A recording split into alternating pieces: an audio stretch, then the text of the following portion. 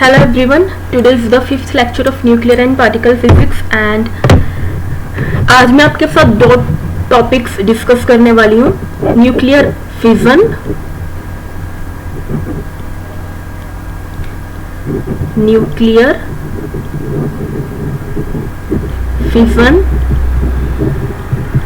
And nuclear fusion. ठीक है, इसमें से एक या दो मार्क्स का क्वेश्चन बनता है अगर बनेगा तो, एंड बहुत ही इजी टॉपिक्स हैं, दोनों ही टॉपिक्स बहुत इजी हैं।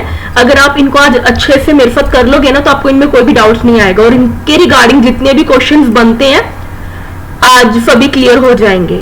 ठीक है, तो इस चैनल के साथ बने रहो और आई एश्योर यू कि अगर आप मेरे साथ इस सब्जेक्ट को कवर कर रहे हो ना तो आपका कोई भी क्वेश्चन पेपर में ऐसा नहीं होगा जो आप नहीं कर पाओगे। ठीक है, बिकॉज मैंने भी एग्जाम दिया है और मेरा भी बहुत अच्छा रैंक आया, बहुत अच्छे मार्क्स आए हैं। सो बी विद मी एंड अच्छे से अपनी तैयारी करो। ओके, तो ठीक है, आज हम न्यूक्लियर फिजन स्टार्ट कर रहे हैं। देखो कल के लेक्चर में हमने रेडियो एक्टिव एलिमेंट्स की बात की थी। रेडियो एक्टिव एलिमेंट्स कौन से होते हैं? वो एलिमेंट्स होते हैं जो कि क्या करते हैं, जैसे कि कोई भी न्यूक्लियस है, if it is radio active तो ये क्या होगा, अपने आप को डिसइंटीग्रेट करता रहेगा ना। तो ये रेडियो एक्टिव एलिमेंट का हमने कल बताया था। अब न्यूक्लियर फिजन में क्या होता है? न्यूक्लियर फिजन का मतलब है किसी भी न्यूक्लियस का टूटना, किसी भी न्यूक्लियस का टूटना। बट इसमें क्या है, अपने आप नहीं टूटता।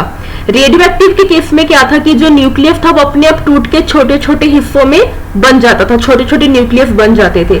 इसमें क्या होता है, इसमें जैसे कि ना इसकी जो मेन एग्जांपल है वो यूरेनियम लेके चलते हैं हम। Uranium 235 92, this is our fuel और न्यूक्लियर फिजन के लिए ये हम यूज करते हैं। अब ये अपने आप डिसइंटीग्रेट नहीं होता है, हम क्या करते हैं, इसके ऊपर एक न्यूट्रॉन को रिएक्ट करवाते हैं, मतलब एक न्यूट्रॉन इसके ऊपर थ्रो करवाते हैं। ये मेरा न्यूट्रॉन है। जब ये न्यूट्रॉन इसके ऊपर गिरता है तो क्या होता है, आपके पास आपको दो एलिमेंट्स मिलते हैं, एक बेरियम मिलता है और एक क्रिप्टन मिलता है। बेरियम का एटॉमिक नंबर मेरे पास 56 है, इसका मास नंबर है 141 एंड क्रिप्टन का आपके पास है 36, मास नंबर इज 92। साथ में आपको क्या मिलते हैं, 3 न्यूट्रॉन्स मिलते हैं और साथ में बहुत हाई अमाउंट में एनर्जी मिलती है। यही न्यूक्लियर फिजन की रिएक्शन है। ठीक है, इस प्रोसेस को हम यूज करते हैं, न्यूक्लियर रिएक्टर्स में यूज किया जाता है।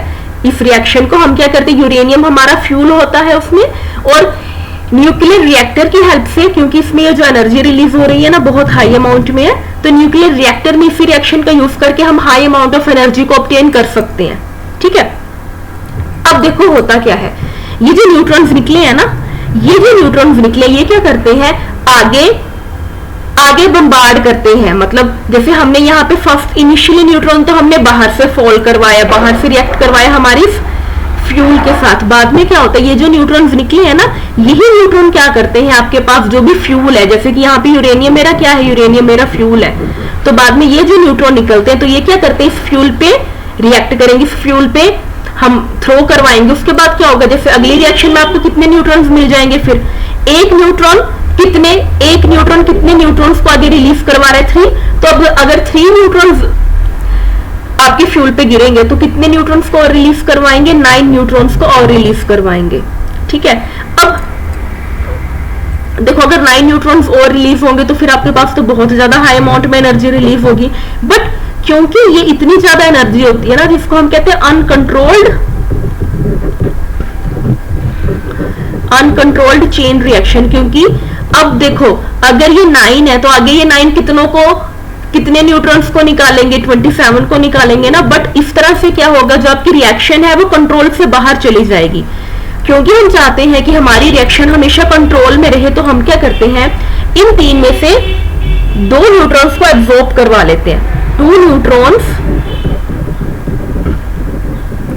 Are absorbed during the reaction, और इसको एब्जॉर्ब करने के लिए हम किसका यूज करते हैं, हम यूज करते हैं कंट्रोल रोड्स का। कंट्रोल रोड्स जो कि किस मटेरियल की बनी होती है, कैडमियम। तो तो ये इंपॉर्टेंट क्वेश्चन है, इसको आप मार्क करेंगे कि न्यूट्रॉन्स को ऑब्जॉर्ब करने के लिए कंट्रोल रोड्स जो यूज होती हैं वो किस मटेरियल की बनी होती हैं, कैडमियम की बनी होती हैं। ठीक है, तो ये क्वेश्चन अपने माइंड में रखना है।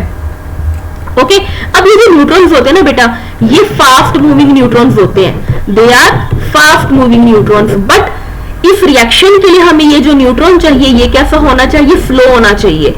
तो 2 न्यूट्रॉन्स तो मेरे अब्सॉर्ब हो गए, बट अब ये जो 1 न्यूट्रॉन बचा है इसकी स्पीड को कम करने के लिए हम क्या करते हैं, एक मॉडरेटर का यूज करते हैं।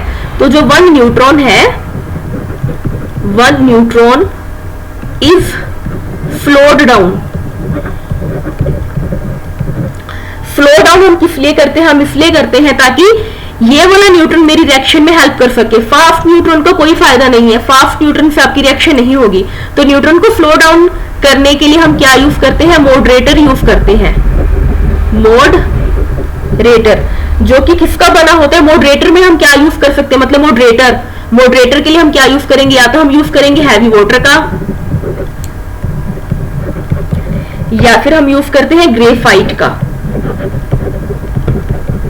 तो ये भी बहुत इंपॉर्टेंट क्वेश्चन है कि न्यूक्लियर रिएक्टर में मॉडरेटर के रूप में हम किसको यूज कर सकते हैं, तो हैवी वाटर को यूज कर सकते हैं और ग्रेफाइट को कर सकते हैं। ठीक है, तो ये 2 इंपॉर्टेंट क्वेश्चन आज हमने कवर करे हैं। अब देखो आपके माइंड में ये क्वेश्चन भी आ सकता है कि ओनली फास्ट न्यूट्रॉन ही क्यों, ओनली फ्लो न्यूट्रॉन ही क्यों इस रिएक्शन को कर सकता है, फास्ट न्यूट्रॉन क्यों नहीं कर सकता है। तो इसका ये रीजन है, जब भी ये न्यूक्लियस है ना, this is your atom and this is your nucleus, अगर एक फास्ट न्यूट्रॉन आता है ना, तो फास्ट न्यूट्रॉन क्या करता है, इसको पंचर करके इसमें से बाहर निकल जाता है, इसमें से न्यूट्रॉन्स को एमिट नहीं करवा सकता। बट अगर इसकी जगह हम स्लो न्यूट्रॉन लेते हैं ना, तो स्लो न्यूट्रॉन क्या करता है, यहाँ पे स्ट्राइक करता है और इसमें से आपके पास न्यूट्रॉन्स को निकाल देता है। इसलिए फास्ट न्यूट्रॉन सिर्फ एक पंक्चरिंग का काम करता है, पंक्चर करके निकल जाता है, बट हमारी रिएक्शन को नहीं कर पाता है। ठीक है, तो इसलिए हमें क्या चाहिए होता है, स्लो न्यूट्रॉन चाहिए होता है। तो ये आपने ये भी याद रखना है कि न्यूक्लियर फ्यूजन में हम स्लो न्यूट्रॉन का यूज करते हैं। ओके, अब मैं आपके पास 3-4 में क्लासिफिकेशन लिखवाने लगी हूँ न्यूट्रॉन्स की, जो कि बहुत इंपॉर्टेंट है, इस पे ना हमेशा क्वेश्चन बन जाता है। ठीक है,